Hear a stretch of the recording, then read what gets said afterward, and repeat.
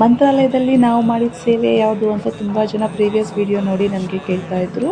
ನಾವು ಮಾಡಿದ ಸೇವಾ ಬಂದ್ಬಿಟ್ಟು ಬಂಗಾರು ಪಲ್ಲಕ್ಕಿ ಸೇವಾ ಅಂತ.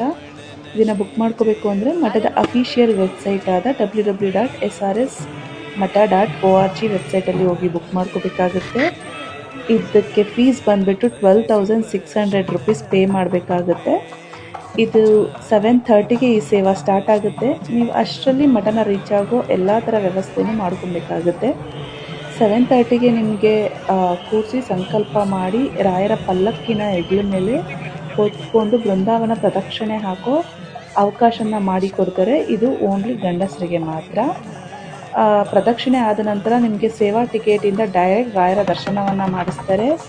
ಅದಾದ ನಂತರ ನಿಮಗೆ ಸೇವಾ ಟಿಕೆಟ್ ತೊಗೊಂಡು ಪ್ರಸಾದ ಕೌಂಟರ್ಗೆ ಹೋದರೆ ರಾಯರ ಪ್ರಸಾದ, ರಾಯರ ಒಂದು ವಸ್ತ್ರ ಮತ್ತು ರಾಯರ ಮೂರ್ತಿಯನ್ನು ನಿಮಗೆ ಕೊಡ್ತಾರೆ.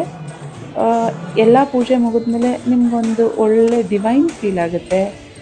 ಮಾಡಿಸಿದ್ದಕ್ಕೆ ನಿಮಗೆ ಬ್ಲೆಸ್ಡ್ ಅನಿಸುತ್ತೆ.